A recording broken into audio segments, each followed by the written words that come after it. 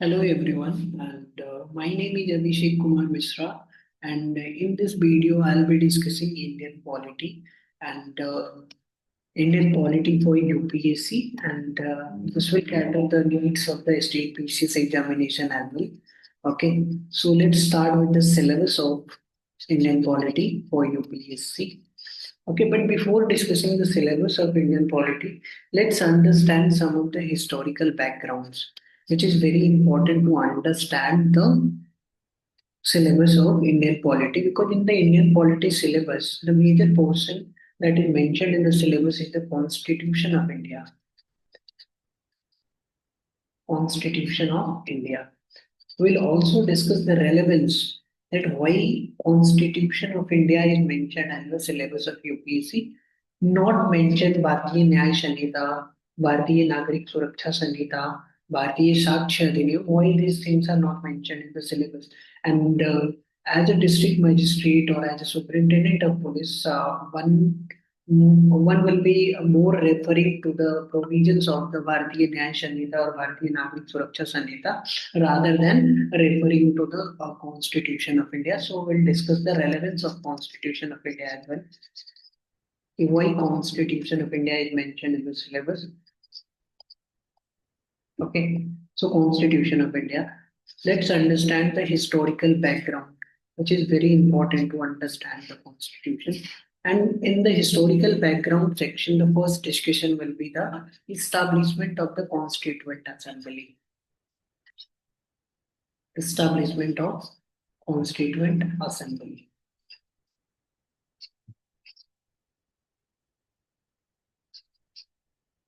Okay, so Constituent Assembly basically it was a multi-member body, and it was established to frame the Constitution of Free India. To frame the Constitution of Free India.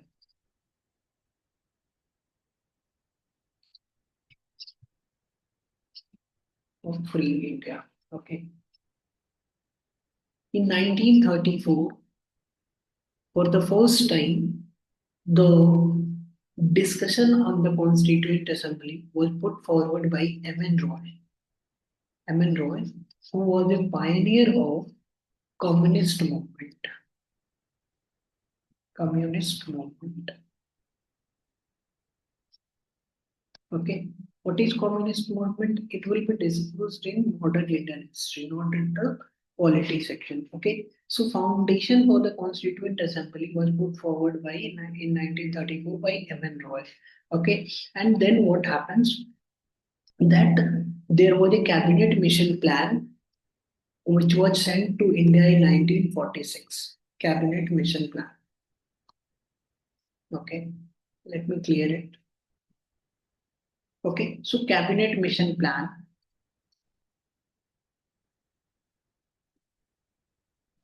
Okay. This was brought in India in 1946. And as per the proposal of the cabinet mission, the Constituent Assembly was established. So one question can be framed in a statement that the Constituent Assembly was formed by following the provisions of the cabinet mission plan. Okay, so it's a correct statement. Okay, August proposal was also there. August proposal, but August proposal was rejected by both Indian National Congress and Muslim League. Okay, so then there was a CRISP proposal, which was also not accepted. Okay, but cabinet mission plan was accepted, and as per the provisions of the cabinet mission plan, the Constituent Assembly was formed. Constituent Assembly was an indirectly elected body. Indirectly elected body. Okay, so and this indirect elections of the Constituent Assembly will be discussed in the modern Indian history syllabus. Okay, so let's understand some few points about the cabinet mission plan. So who all were the members of the cabinet mission plan? So A.V. Alexander. So three members who came up with the cabinet mission plan in India. A.V. Alexander. Then we have Sir Stafford Crisp. Sir Stafford Crisp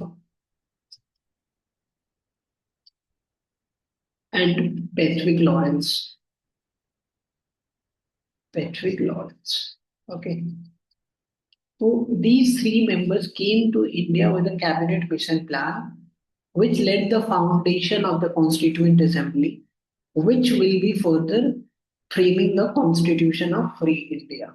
Okay. Now let's understand when a body was created. Then what happened? How much time it took to write the Constitution of India? How much time? Okay. So time is also very important. It's 2 year, 11 month, and 18 days. And 18 days. Okay. This is the time in which the Constitution of Free India was framed. Okay. Now, in 2 year, 11 month, and 18 days, and this cabinet plan, mission plan was in November 1946.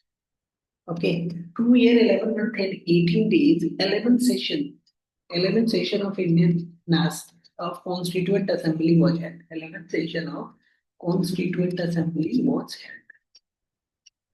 Okay. Let me clear the page. Okay. So 11 sessions were conducted, and the first session, this is very important. So first session was on 9th December 1946. 9th December 1946. For the first time, the member of the Constituent Assembly came together for the discussion of the framing of the Constitution of India. Okay. Now, what happens in the first meeting? Who was appointed as the first president? Okay. So meeting must have a chairman. A meeting is conducted under the supervision of a chairman. Okay. So chairman is required and also called as the president for this meeting. Okay. So the first president and of the Constituent Assembly was Dr. Sajidanand Sinha. Dr. Sajidanand Sinha was chosen as the interim president. Sajidanand Sinha. Okay. And first meeting was generally for the discussion that how they are going to proceed for the framing of the Indian Constitution. Okay. And what happens on 11th December 1946? 11th December 1946, Sajidanand Sinha was replaced by Dr. Rajendra Prasad. Dr. Rajendra Prasad.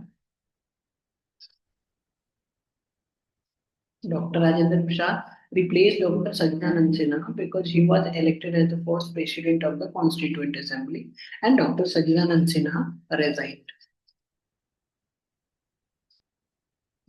Okay. Now, after what happens? The last session, which is also very important. So, last session was on 24 to 26 November 1949. 1949. And in the last session, basically, there was the completion of the drafting of the Indian Constitution. Completion of the drafting of the Indian Constitution.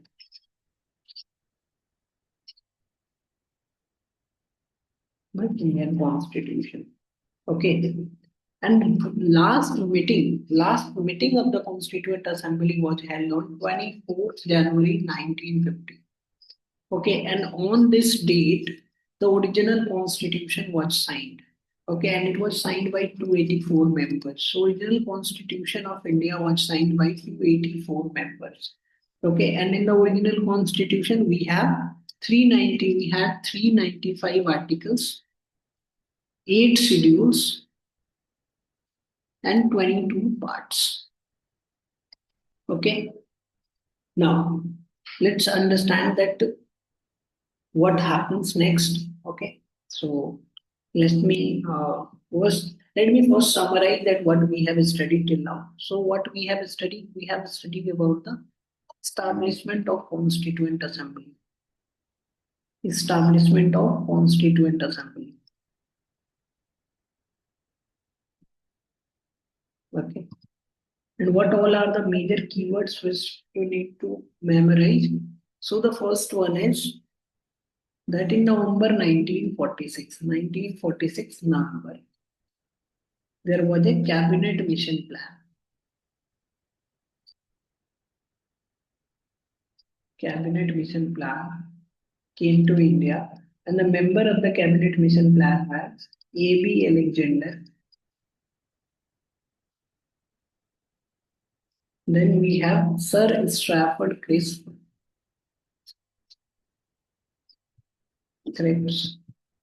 and we had Patrick Lawrence.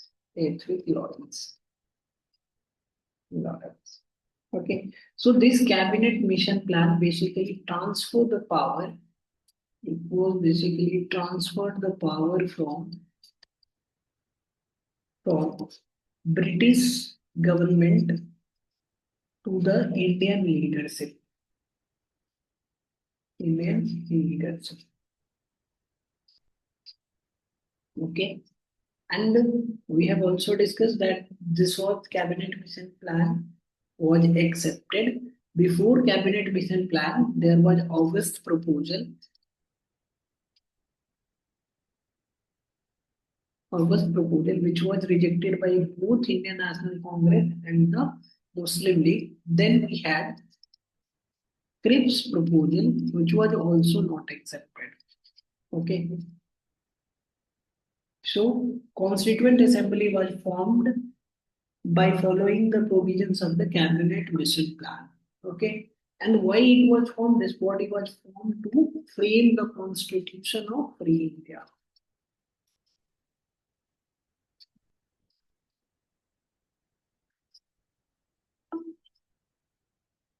Okay.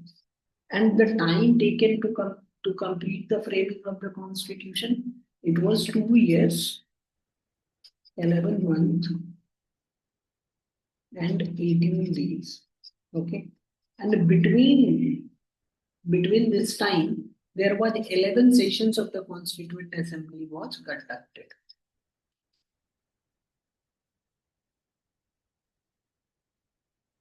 Constituent Assembly was conducted. First session, this is very important. First session of the Constituent Assembly was conducted on 9th December 1946. Okay, 9 December 1946. And in the first session of the Constituent Assembly, Dr. Sajidanand Sinha was chosen as the interim president. Dr. Sajidanand Sinha was chosen as the first president. Okay, when we had to frame the Constitution of India, we have 22 committees. 22 committees was created. Okay, and these 22 committees, different committees had different rules given. Okay, for example, some of them were to safeguard the rights of the minority. Some of them were for the backward classes. Some of them for the reservation. And basically, every committee has a different works to give, different works to perform. Okay, and these 22 committees, out of these 22 committees, one committee is very important, that is the drafting committee. Okay. Drafting committee, it was constituted on 29th August after independence, 29th August 1947. Okay. And the chairman of the drafting committee was Dr. B.R. Ambedkar. Okay. More detail will be disclosed in the modern Indian history. Okay, so background of the constitution, it will be discussed, or you can read it from the Lakshmikant.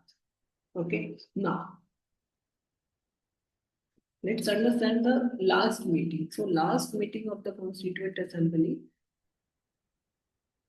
it was held on 24th January. 24th January 1950. Okay, and on this date, what happened? The original constitution was signed, and it was signed by 284 members.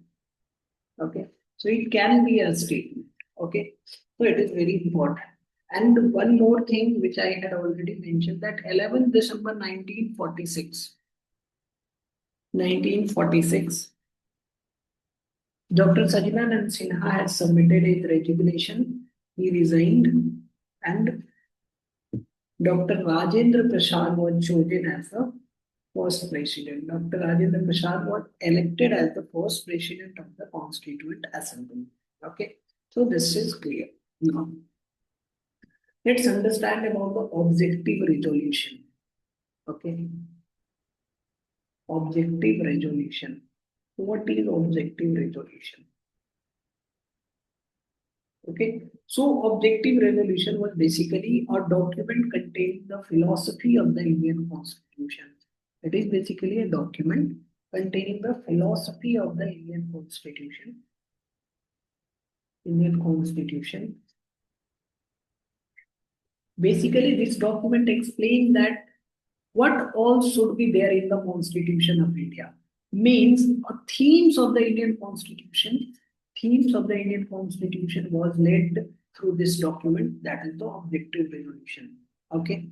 And this objective resolution defines the aim and aspiration of the Indian Constitution. What will be the aim? What will be the values?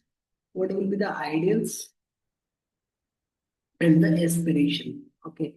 So what people of India want to aspire to become after establishing India as a sovereign and independent entity. Okay. So aspiration means the ultimate goals of the people.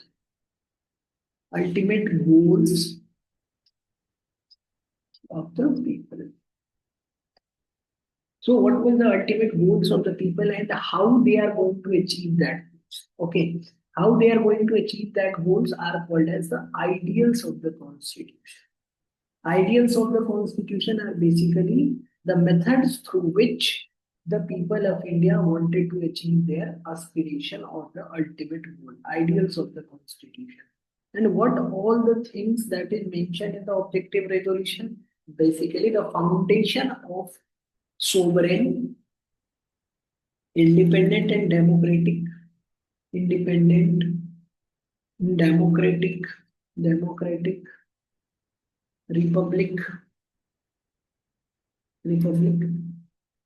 Okay, so these are the means through which they wanted to achieve their aspiration. And what all these aspirations were? Basically, these aspirations were justice, equality, fraternity. Okay, justice, equality, fraternity. These things are the basically the ultimate aims the people of India wanted to achieve. Okay. It also, the objective resolution document also aimed at safeguarding the minorities and marginalized group. The interest of minority was also safeguarding minority and marginalized group interest was also safeguarded. Okay. And it was moved by Pandit Jawaharlal Nehru in the Constituent Assembly on 13 December 1946. It was moved by Pandit Jawaharlal Nehru on 13 December 1946. I hope you can remember the date. What happens on 13 December? Dr. Rajendra Prasad. Dr. Rajendra Prasad was chosen on 11 December 1946. After 2 days, the objective resolution was moved by Pandit Jawaharlal Nehru before the Constituent Assembly and it was accepted on 22nd January 1947. 1947. Let me summarize the objective resolution. Okay, we have a broader discussion. Now we can summarize objective resolution so that you can make it. So objective resolution, what is it? It is a document. Document. What it contains? Document containing philosophy of the Indian Constitution. Philosophy of the Indian Constitution.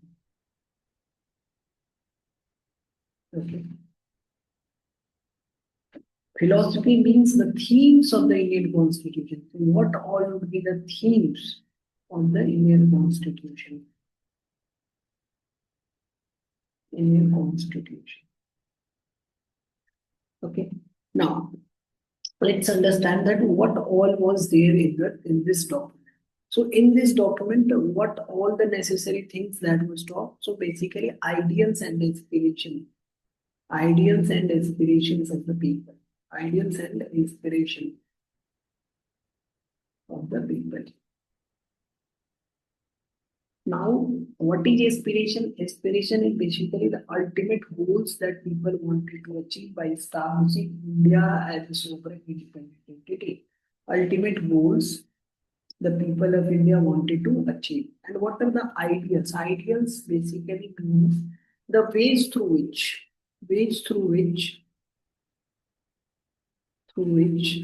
the aspirations could be achieved.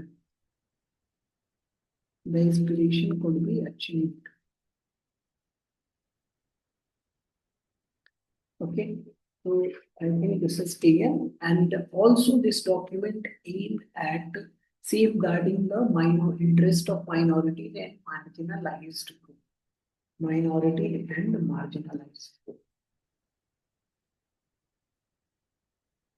Marginalized. Okay.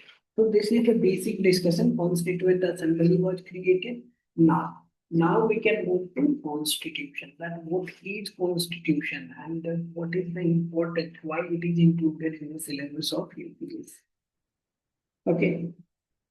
So let's understand the constitution of India.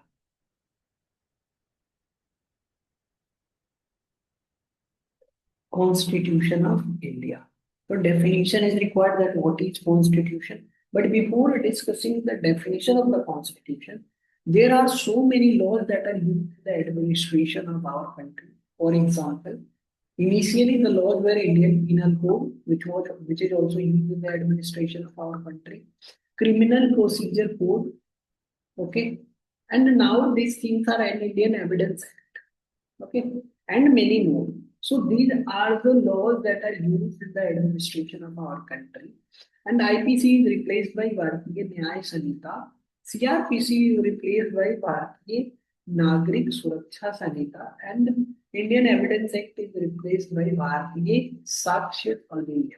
Okay. So these are the three categories of law which were often used in the administration of our country. Okay, which are often used.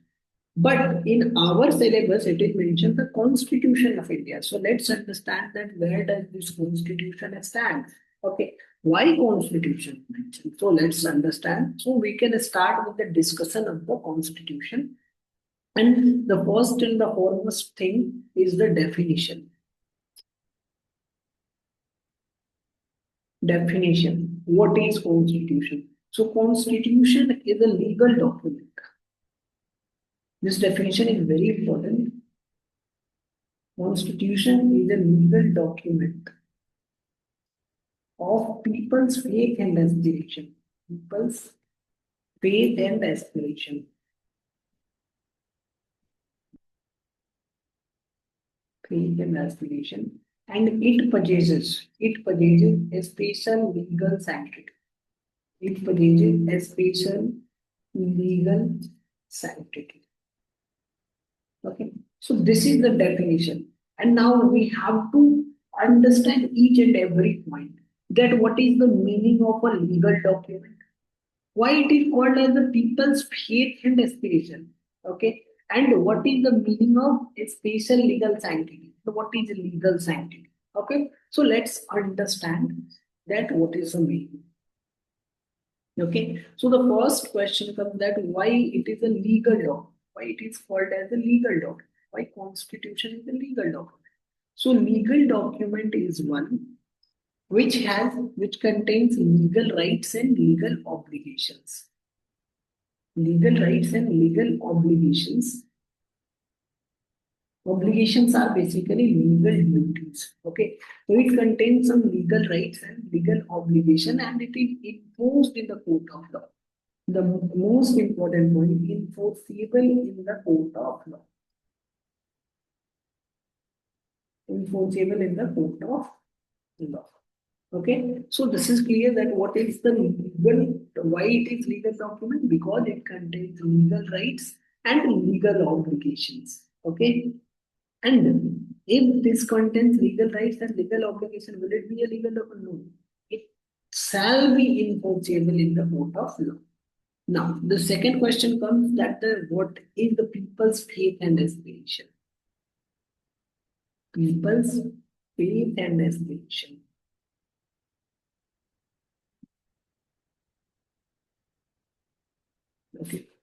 So aspiration, as I have earlier talked, let's understand some more concept.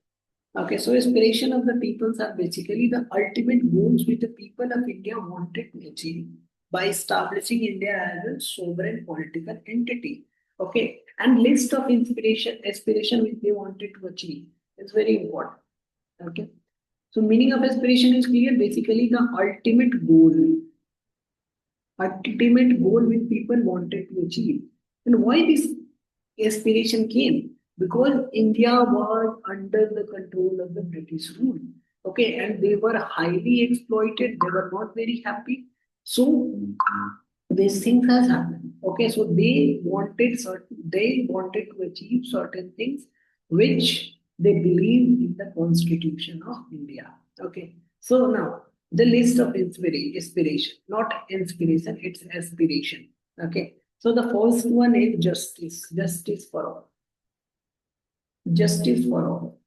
Okay, social justice, political justice, economic justice. Economic justice, social, political, and economic justice. What is the meaning of the social justice? Social justice is a concept of establishing fair and equitable societies. Fair and equitable society. And these justice are related to each other. Okay. The fair and equitable society where everyone has equal rights and equal opportunity and access to resources regardless of their background and circumstances. Right. Mean, what is the meaning? That social justice lives in the fire. Social justice. What is the meaning of the social justice? So social justice basically it is the concept of establishing fair and equitable society. And how the society will be fair and equitable? When the people living in the society enjoy equal rights and opportunity, equal rights and opportunity, and also have equal access to all the resources, irrespective of their caste and irrespective of their backgrounds. Okay, so this is clear that social justice. Now, let's understand about the political justice. What is the meaning of political justice?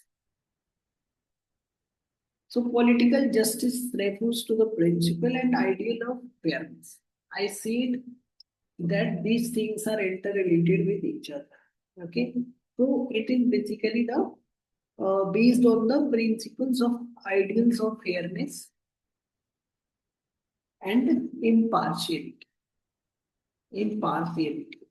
within the political sphere. Okay, fairness and impartiality within the political affairs, political sphere. Okay, and it contains the distribution of resources, equitable distribution of resources should be there. Then only fairness and impartial society can be created. Okay, so this will be the political justice, and it will be done within the political sphere. Okay, and it encompasses the distribution of resources, the establishment of laws, the conduct of rules, and overall functioning of political institutions. Okay, so the main components are distribution of resources, and how these resources should be distributed. It should be equitable. Distribution of resources on the fair ground, then establishment of laws, and what kind of laws? Okay, so laws should be equally imposed laws. Means law will not discriminate on the basis of anything. Okay, law will be equal for everyone. Okay, then we have conduct of rules. Okay, so these all are the components of the political justice. Okay, basically political justice means what? Fairness. Means it's a concept based on the principle of fairness and impartiality. Okay, so this is also very clear. Now let's understand the economic justice.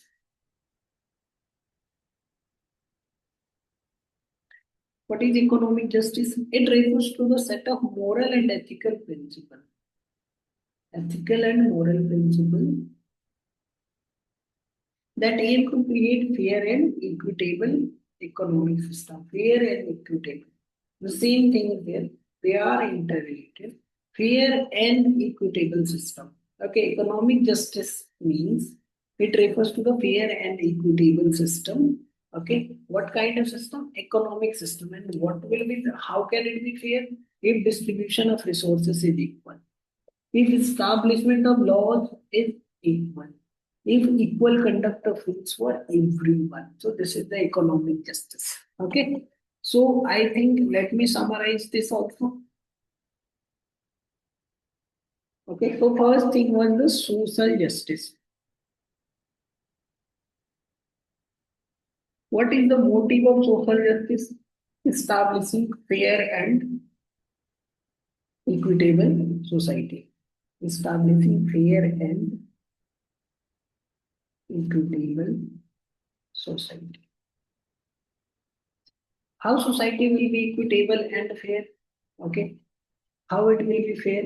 If there is equal treatment, how it will be possible? So it will be possible only when the people living in the society have equal rights to everyone. The second one is equal opportunity for all. Equal opportunity for all. Access to resources irrespective of their circumstances and their background. Access to the resources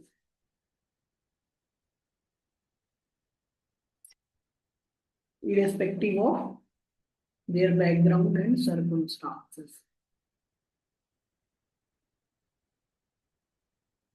Okay. Okay. So this is the thing. Okay. Now let's understand that what is the political justice. Political justice basically it is within the political sphere.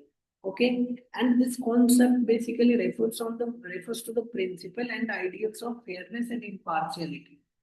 Okay, fairness and impartiality, and how political sphere can be fair and impartial if there is a distribution of resources. If there is a distribution of resources and resource distribution must be equitable. Okay. Then we have establishment of the laws and equal law. Law should be enforced to everyone. Okay. So this is the political justice and economic justice are basically, it also aims to create fair and equitable economic system. Okay. So this is clear. Now let's talk about the liberty. Okay. So justice, after justice, it is liberty. Second aspiration is the liberty. Okay. Liberty of what? Liberty means the freedom. Okay. Now, hello, Mondo.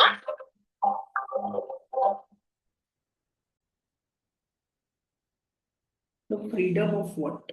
Okay. So, freedom of thoughts. Freedom of thoughts means one must have the right to thought. Okay. Then, freedom of belief means you are free to choose your religion. You are free to choose your religion. You are free to choose your God. Okay. Freedom of belief and worship. Freedom of thought, expressions, belief, and worship. You have the freedom of expression as well. Worship means you can choose your God and you can worship. Okay, you can choose your religion, your beliefs. You can choose your religion. You have the right to choose your religion, irrespective of your birth in a particular family or in a particular religion. Okay. After that, also you have the right to choose your religion. Means if you are born in a Hindu family and if you want to accept Islam, then you are free. Okay, this is means the freedom of religion, and it will be discussed very deeply from Article 15, 25 to 28. Okay. Now, worship means you can choose your God and you can worship. Expression. You can express your thoughts, feelings, and emotions. Okay, you have the right. Okay, expression. You can express. Means you have freedom of speech and expression under Article 19. It will also be discussed in the fundamental rights. Okay, means these are the liberty you have. Then comes we have equality. Equality. Equality of what? Equality of status and opportunity.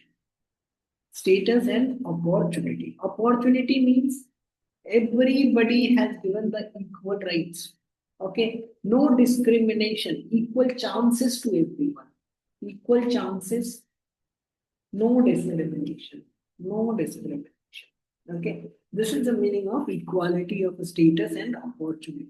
Now, fraternity. Fraternity is a concept basically merged with another concept, that is, we all are the sons and the daughter of the same soil. Sons and daughters of same soil. It's a sense of brotherhood, basically. Sense of brotherhood. Okay. It promotes the feelings of togetherness. Togetherness. Okay. These things they wanted. They wanted that different religion coexist in a society. They wanted different cultures to coexist. They wanted the diversities to coexist. Okay, who wanted these constitution makers? Okay, and people have faith in them. Okay, now let's understand the faith. These are the aspirations. So, aspiration, let me summarize the aspiration.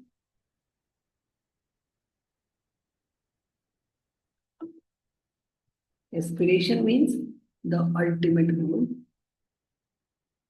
which people wanted to achieve by establishing India as a sovereign and political entity. Sovereign political entity. Political entity. And this feeling has developed in the minds of the people of India because they were highly oppressed. They were highly oppressed during the British rule. Highly oppressed. Okay, so what were the ultimate goals? So the list of the ultimate goal now I'm summarizing. So it is the justice for all. Justice for all. Justice can be social justice, political justice, and economic justice. Then they wanted liberty. Liberty of what? Thought. Liberty of thought, expression, belief, faith and worship. Faith and worship. And worship. Then we have equality. Equality for all. But equality for what? Equality of status and equality of opportunity.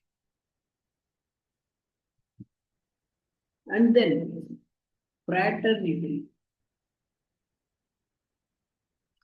Fraternity refers to the idea that we are the sons and daughter of the same soil. Means sense of brotherhood.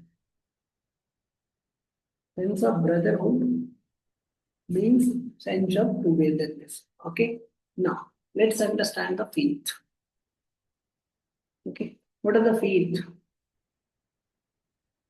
Faith are basically the means through which they wanted to achieve the aspiration. So means or the way to achieve the aspiration.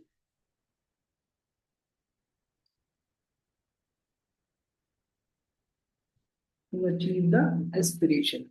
So what are the means through which they wanted to achieve this aspiration? So the means were sovereignty. Sovereignty. Then democratic.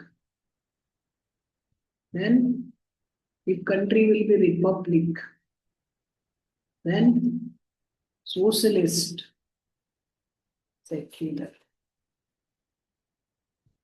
by establishing the country with the element of sovereignty, democratic, republic, socialist, and secular, they can achieve the aspiration. Okay. And these are called as the ideals of the constitution. Ideals of the constitution. Okay. And these terms will be discussed during the preamble. Okay. But these are the fates, these are the way through which they wanted to achieve the aspiration. Okay. Now, next. Constitution is called the supreme law of the land. Constitution is called as supreme law of land. Okay. Now the question comes that what is law of land first? So law of land basically it is the sum total of all the laws that are used in the administration of the country. All the law, whatever the laws we have, they have different categories of law that are used in the administration of the country. So let's understand that what all are the categories of law.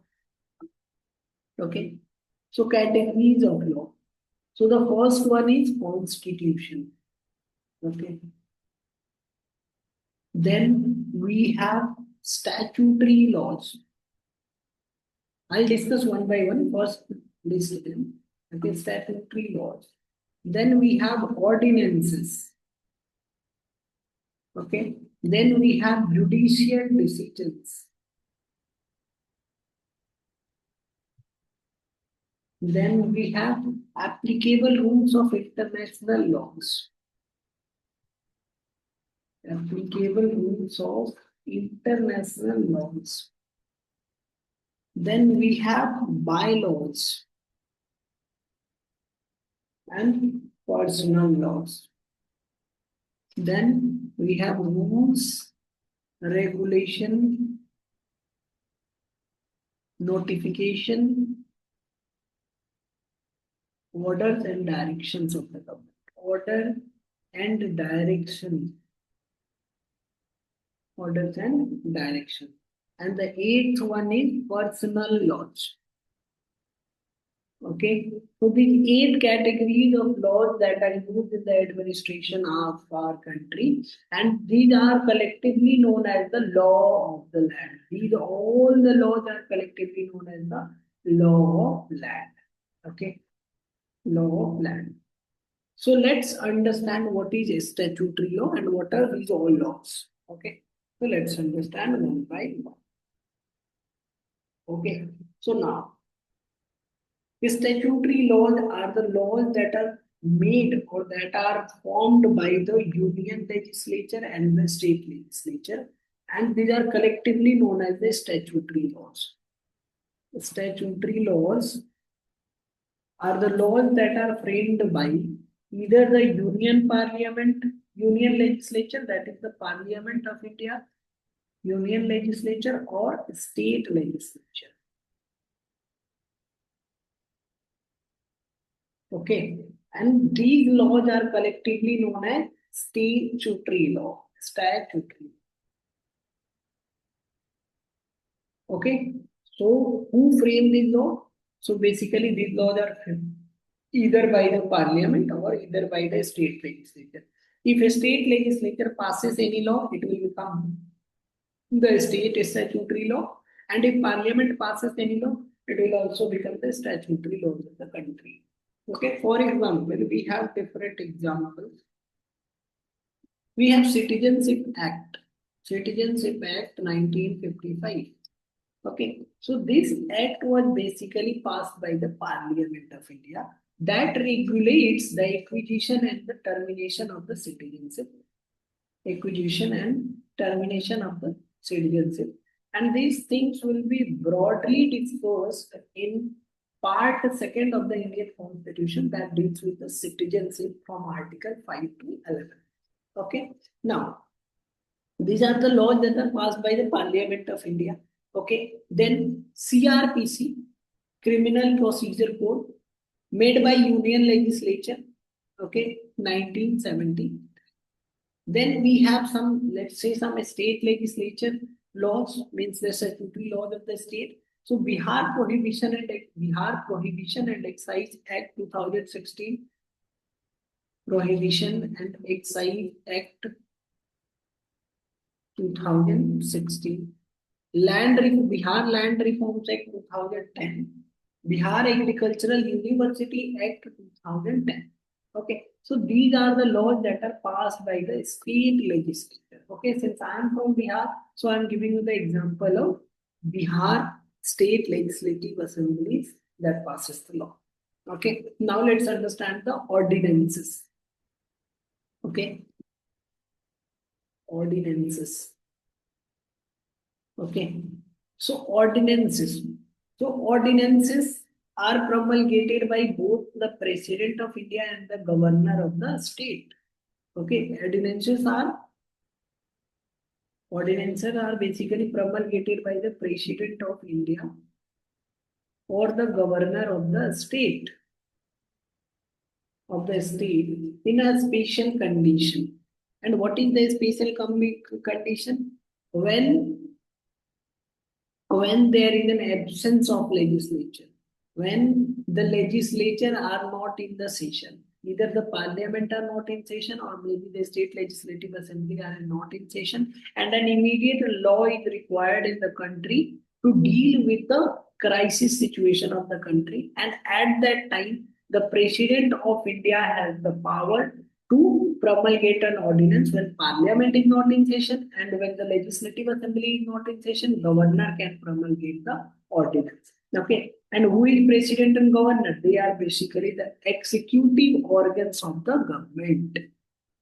Organs of the government. Okay, so President of India can promulgate ordinance under Article 123 of the Indian Constitution. It will be discussed in detail. And this is 213 of the Indian Constitution. Okay. Now, the question comes that this is the ordinance that can be promulgated by the President of India and the Governor of India, Governor of the state, and they are the executive body. When then Parliament is not in session. So sessions of the Parliament must be mentioned in the Constitution of India. Sessions of the Parliament. So Article 85 of the Indian Constitution empowers the President. Okay, let's understand that the session of the Parliament. So Article 85 of the Indian Constitution, it gives power to the President to summon each houses at an interval not exceeding more than 6 months. Okay, means if there is 6 months, then how many sessions of the parliament will be conducted? What does it say? That president has given the power, okay, to summon both the houses. In each houses at an interval not exceeding more than 6 months. For example, Lok Sabha and the Rajya Sabha are both the houses, okay, and the interval between both must not exceed 6 months. Okay, means maximum, for example, if Lok Sabha is in session in January, so maximum Rajya Sabha will not be in session till 6 months after January, it will be July, I guess. Okay, so till July, Rajya Sabha cannot be in session, but Rajya Sabha has to meet after July. Okay, but by convention, what happens? So maximum how many sessions can be conducted? So it can be two. It can be maximum. It can be 3. Maximum it can be anything. But minimum how many sessions can be conducted? 2. If an interval is 6 months, then it will be 2 sessions. And if the interval is less than that, then there will be 3 sessions and it can be 4 sessions. Nowhere in the constitution it is mentioned the exact session. Just it is mentioned an interval not exceeding more than 6 months. But by convention, still now what it is followed that 3 sessions of the parliament are held annually, and these sessions are budget session, then we have monsoon session, and then we have winter session. Okay. No such sessions like budget, monsoon, and winter are mentioned in the Constitution of India. And out of these sessions, budget session is conventionally the largest session. Okay. It is not mentioned in the Constitution that budget session must be the largest session. Okay, but this is the convention which has been followed over the time. Okay, so sessions of the parliament is also very clear. Okay, which article empowers the president to summon each houses at an interval not exceeding more than 6 months. It is Article 85 of the Indian Constitution. Okay, now let's take an example of the ordinances. Okay, so farm laws were initially an ordinance. Okay, farm laws were ordinances. Okay, latter what it has given the statutory status, and latter some of the provisions was scrapped by the Supreme Court of India. Okay, now let's understand the nature of the ordinances. Okay, so nature means ordinances can be either permanent or temporary. So nature of ordinances. So since it is passed by the executive organs of the government, it is temporary laws. And when it is passed when there is any crisis in the country and an immediate law is required to overcome this crisis. Okay, so it's a temporary laws.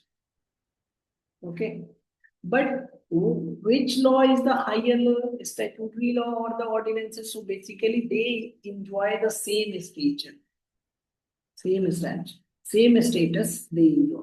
Okay, the only difference between them is one is the temporary laws, it is the temporary law, and the statutory laws are the permanent laws till the time it is not revoked or till the time it is not subjected to any scrappled by the Supreme Court of India. Okay, it is the permanent law and one is the temporary law. Now, there is one more difference that this statutory law is passed by the parliament of the state legislature, that is the legislature, means the legislative organs of the government passes the statutory law, whereas the ordinances is passed by the executive organs. Okay, now those ordinances are temporary laws, but when parliament reassemble, these laws are placed before the parliament, and if parliament ratify or approves these ordinances, then it becomes the statutory law and enjoy the same status as it is framed by the Parliament of India. Okay, and similar ordinances promulgated by the government of governor of the state can also be placed before the state legislature for the approval. And if it is approved by a state legislature, it becomes statutory laws. Right. So ordinances and the statutory law enjoy the same structure, but with the difference is that one is the temporary law and one is the permanent law, and one is the result of the legislature and one is the result of the executive. Okay. I think I'm clear. Okay. So let's understand the judicial decisions. Judicial decisions. What is the judicial decision? So basically, judicial decisions are the decision made by the higher judiciary of the country. The term here, higher judiciary, is very important. Okay, higher judiciary of the country. And higher judiciary of the country includes High Court and the Supreme Court. Okay, so higher judiciary of the country is High Court and the Supreme Court. Supreme Court is considered as the apex court. Okay, and the decision of the Supreme Court is binding on all the lower courts under Article 142 of the Indian Constitution. While there is a catch that the suggestions of the Supreme Court may or may not be legally binding on the lower courts. Okay. Now, higher judiciary are High Court and the Supreme Court. Okay, not subordinate or the district court. Not subordinate court. Why? Because only the Supreme Court and the High Court has given the authority to interpret the Constitution. Who has given the authority to interpret the Constitution? Only High Court and the Supreme Court. High Court and Supreme Court has given the authority to interpret the Constitution of India. Example. What is the example of the interpretation? So, original Constitution does not have a provision called as the right to privacy. Okay. So this was the interpretation of constitution which was done during a case, and that case is a famous case Puttaswamy versus Union of India, 2017 case. And in that case, it was basically the Aadhaar authentication case, which was to check whether to check the constitutional validity of Aadhaar. And in 2017, the Supreme Court has given the verdict that right to life also means the right to privacy, and it is it is explicitly the part of the part 3 of the Indian Constitution under Article 21, which talks about the right to life and the personal liberty. Okay, means that no person shall be deprived by the state or an individual except the procedure established by the law. We will discuss that what is the meaning of the procedure established by the law and the due process of law when we will be discussing about the interpretations of Article 21. Okay, now, but let's understand that how judiciary functions. Okay, what happens when there will be any case in the Supreme Court of India or the High Court of India? So let's understand. And we will discuss the case Puttaswamy versus Union of India case 2017, right to privacy case. That how its judgment was decided, right to privacy case 2017. And this case was case Puttaswamy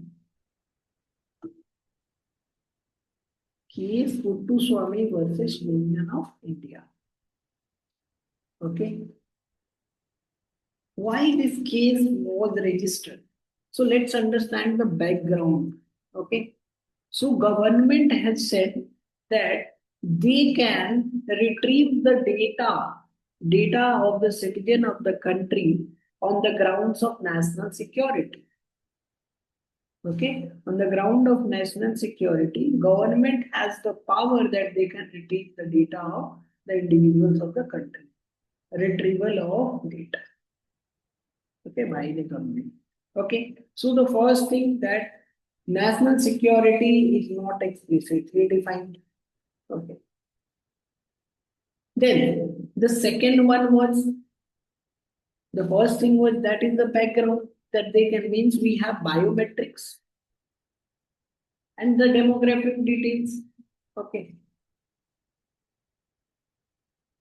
And what was that? It is given to whom, which authority that regulates it. It is the unique identification authority of India. UIDAI.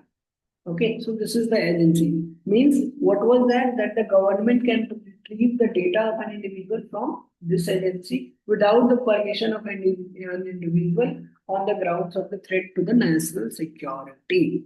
Okay. Then there were some of the questionable sections in the Aadhaar. Okay, so what were the questionable sections of Aadhaar? First, whether a state can retrieve the data or not. The second one, what? That the ministry can take data from UIDAI without any permission. Okay. And when it was passed, when the Aadhaar bill was passed, it was passed as a money bill. Okay. What is money bill? So money bill is basically not subjected to the approval of the Rajya Sabha. It can only be introduced in the Lok Sabha with the prior recommendation of the President of India. And who decides whether a bill is a money bill or not? It is basically the power of the Lok Sabha Speaker. Lok Sabha Speaker decides whether it is a money bill or not. Okay. So what all are the questions that arises and what all were the primary issues that was created? Okay. So let's understand one by one. Okay.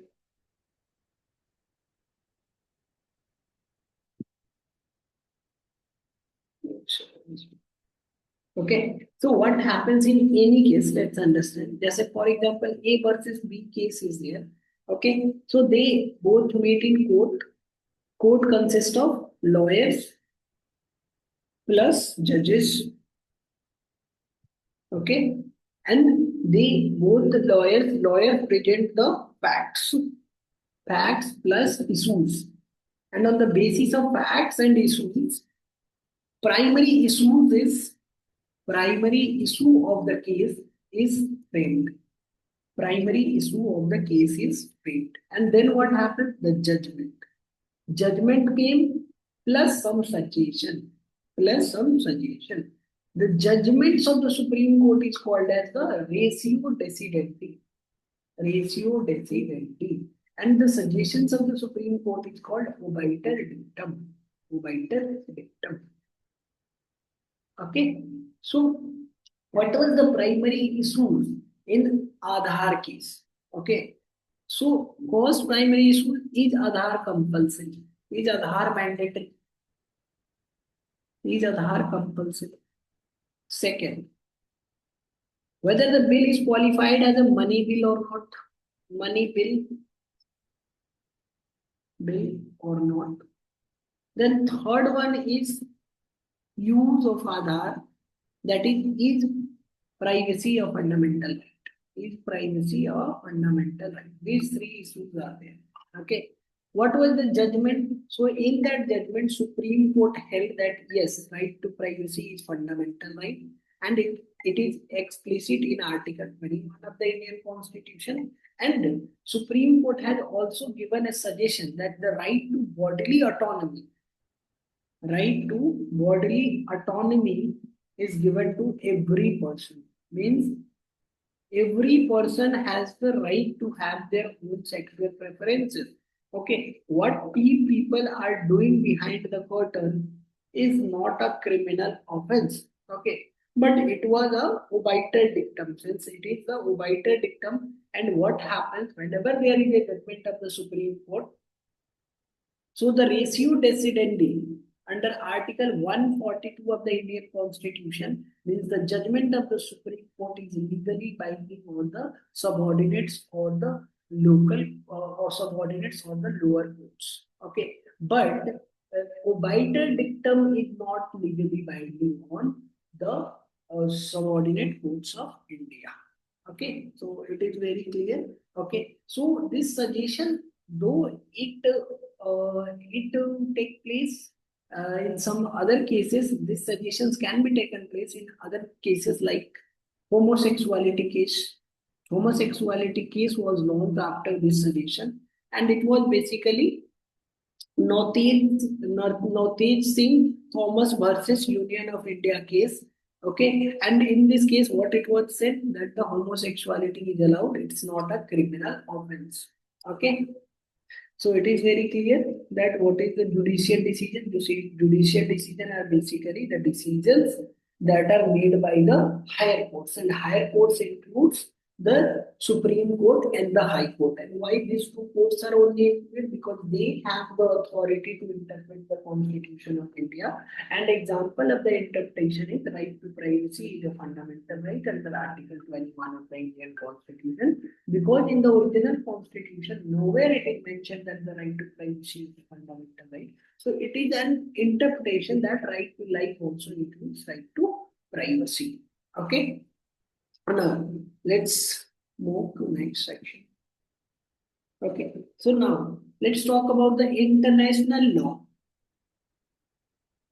International law means what is it? Applicable rules of international. That is the applicable rules. Why I am saying applicable rules? Because, for example, applicable rules of international law. All the international laws are not binding on all the countries. Okay. So how it functions? Before understanding the applicable laws of the international laws, let's understand the international legal system. International legal system. Okay. What is international legal system? Basically, it's a framework to govern the relationship between two countries or more than two countries or within the organization. What it governs? It governs the relationship between two countries. Okay, and regulate the international affairs. Okay, so it is the relationship between two countries, also more than two countries, and also within an organization.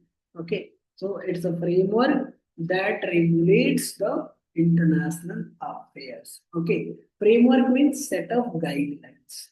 Okay. And let's talk about the examples of the international legal system. So treaties are an example of international legal system. What is treaty? So treaty is basically a form of agreement between two countries or more than two countries or within an organization. Okay. Treaties includes declaration. We have conventions, covenant, pact, charter, protocol. Charter and protocol. Okay. For example, we have Universal Declaration of Human Rights, UDHR. We have Geneva Convention. Okay, we have International Covenant of Civil and Political Right, Paris Pact. We have UN Charter and Kyoto Protocol. So these are the examples. Okay, and these who project these laws? Who passed these laws? This is passed by the Parliament. But which parliament? Where is this parliament? So this parliament is basically the United Nations General Assembly. United Nations General Assembly. Okay. Okay. Now, if there is any convention, okay, if there is any convention, like we have given an example of Geneva Convention. Okay. So whatever these things, whatever the treaties, okay, if India is a part of treaties, okay, so India can have two stands. The one is India will ratification, and the other one is India is a signatory.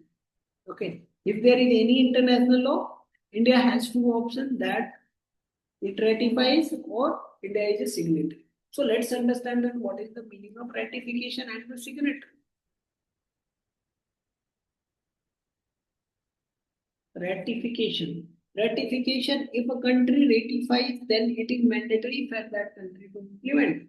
For example, कोई भी country अगर कोई भी अगर international law को ratify करती है, it means that country is going to implement that law in the in our country.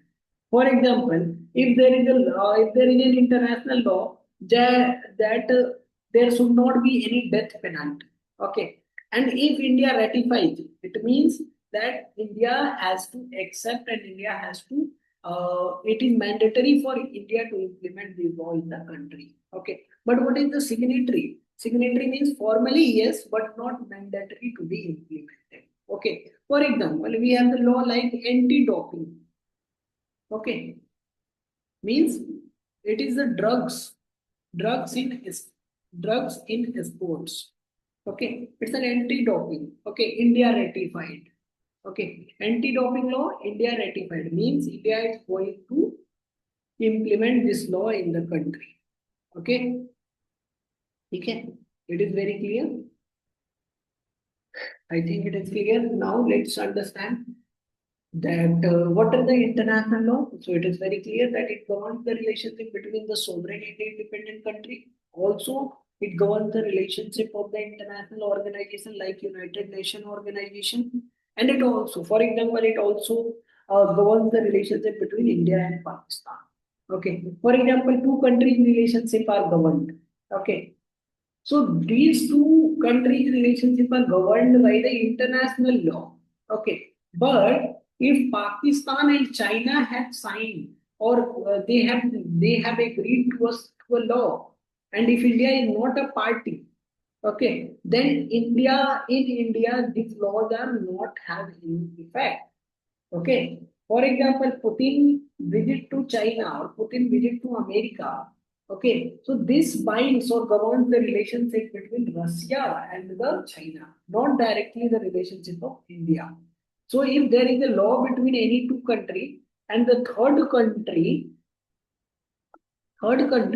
may not accept or may accept this law. Okay, it depends on the third country. Means this law may be applicable, may not be applicable. Okay, so only the applicable law of the international laws, only the applicable rules of the international law are the part of the law of the land. Okay. Agreement signed between India and Russia. India, China, and Russia will not agreement signed between India, China, and Russia will not bind the other countries. And you can have more example like if China and Russia have an agreement, okay, means a treaty. Let's understand a treaty. Okay, so this treaty is going to bind China and Russia, not going to bind India, China, and Russia. Okay, so these are the meaning of the applicable rules of the international laws. Okay, now let's understand the bylaws. Okay, so what are bylaws? So bylaws are the laws that are made by the lesser legislature. I have discussed statutory law by higher legislature and it is lesser legislature. Okay. So what is the meaning of higher legislature and the lower legislature? Higher legislature is basically it is the parliament and the state legislature. And lesser legislature means what is the lesser legislature? Lesser legislature is panchayat and municipalities. Panchayats and municipalities are the lesser legislature. Okay. Now, panchayat can also pass a law imposing property tax at local level. Okay, this can also be possible. Okay, and higher legislature are basically parliament and a state legislature. And when they passes the law, these laws are called statutory law. Okay, and when lesser legislature passes any law, that law will come under the category of bylaws. Okay, now let's understand the rules, regulation, notification, rules, regulation, notification, orders and direction.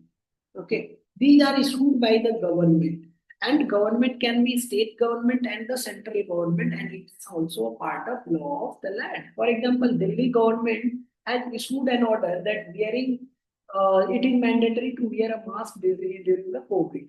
Okay, so it's an order of the Delhi government, so it is also a part of law of the land. Okay, now let's understand the personal laws. Personal laws. Okay. So personal laws, it is not made by an organized body. First thing is very clear, it is not made by an organized body. Rather, it emerged out of the customs and practices. These laws are emerged out of customs and practices. What are customs and practices? So customs are basically the past practices that have been followed over the time. Okay, means it's a part of it's the past process. It's a part of the convention.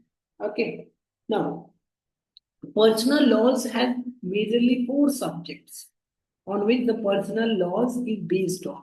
The first one is marriage, then divorce, inheritance to property, and inheritance to property, and religious religious culture.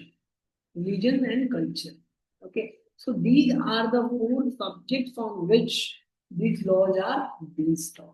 Okay, so if how can we identify any custom? So custom, okay, which custom? Okay, how can we identify? It must be reasonable. Custom must have certain attributes which has to be followed. Reasonable acceptance must be there. It must be acceptable in the society. Precedence must be there. And legal recognition. Legal recognition. If any custom do not have a legal recognition, it cannot.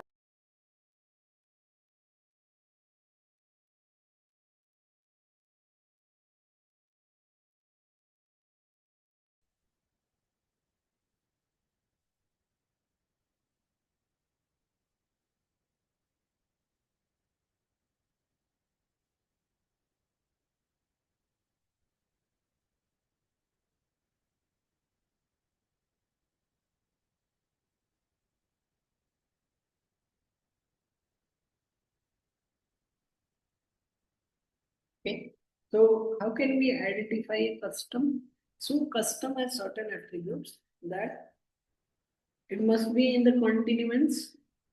Okay, but means it must be continued for a period of time, for a longer period of time. It must be reasonable. Acceptance must be there.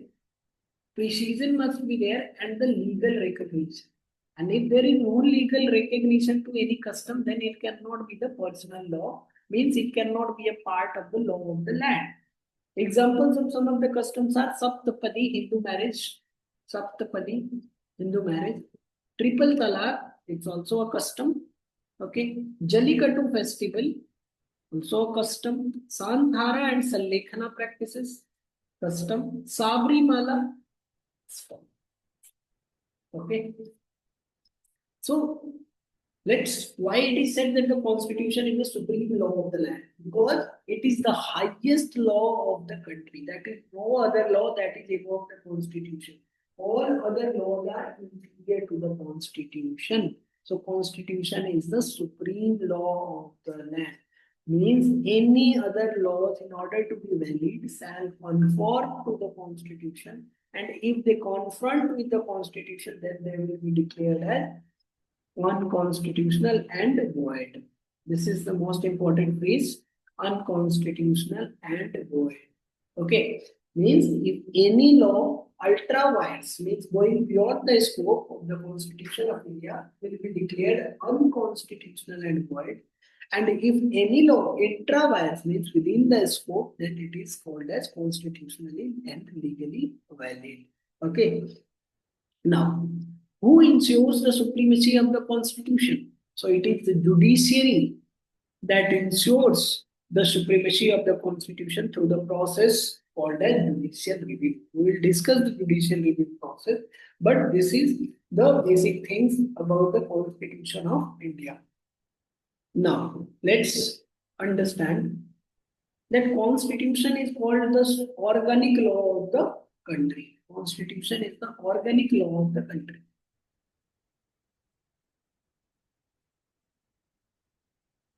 Organic law of the country. Why it is called as the organic law of the country? Because it establishes the administrative structure and the system of the country, administrative system of the country. Okay, what kind of administrative system are there in our country? We have three-tier government system. Three-tier government means one is called as the central administrative system, state administration, and we have local administration. Okay, what is in the central administration? All three organs are there: executive, legislature, and the judiciary. Okay, who all are the central level executives? Are basically the central level executives. Who all are the part of the central level executive? So it's a president, vice president, council of minister headed by the prime minister and attorney general of India. They are the part of the executive. Who all are the legislature? Union legislature, that is the parliament. And parliament include both the houses, that is Lok Sabha and Rajya Sabha. Okay. Now, at a state level, we have three branches. One is executive, legislature, and the judiciary. Okay. Here, judiciary, what are the Supreme Court is the judiciary in case of central administrative system. Here, who all are the part of the state executive? So it's governor. Then we have council of minister headed by chief minister. Then we have advocate general. There is no concept of vice president or vice governor. Okay. Now, who is the part of the legislature? So it's legislative assembly and legislative council. Legislative assembly and legislative council. There are only 6 states in our country where there is legislative council, that is having the bicameral legislature. It is Bihar, UP, Maharashtra, Karnataka, Telangana, Andhra Pradesh. Okay, so these are the 6 states where there is bicameral legislature, means they have the legislative assembly as well as the legislative council. Okay, now the local level administration also have executive, legislature, and the judiciary. Executive is the president or the vice president at the village level called as Sarpanch. Legislature is Gram Panchayat and judiciary is Gram Nyayalaya. Okay, and Supreme Court is the central judiciary who oversees the function of union legislature and executive. Okay, and this state judiciary we talk about the state judiciary. So state judiciary includes both high court and the district court. Okay. This is the organic law. IPC is not an organic law because IPC does not establishes the administrative structure of the country. Okay. Now, the next point. Constitution possesses a special legal sanctity, which I have written. Constitution possesses special legal sanctity.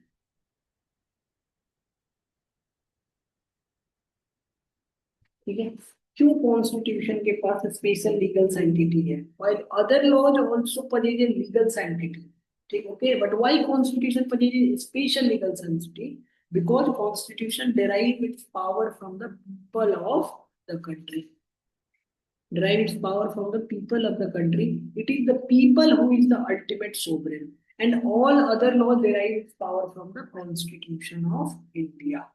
Okay, and where can we sense that it is the people of the country where from where Constitution derives its power? So it is written in the beginning of the preamble of the Indian Constitution that we the people of India. Okay. Citizenship Act 1955 derived its power from the Constitution of India. Article 11 of the Indian Constitution gives Parliament the power to regulate the acquisition and the termination of the citizenship. Okay. Now, Constitution also establishes legal relationship between people and the government. Okay. Now, I am ending this class here, and in the next class, I will be discussing about why do we need Constitution. Okay. So, first class, I am ending here.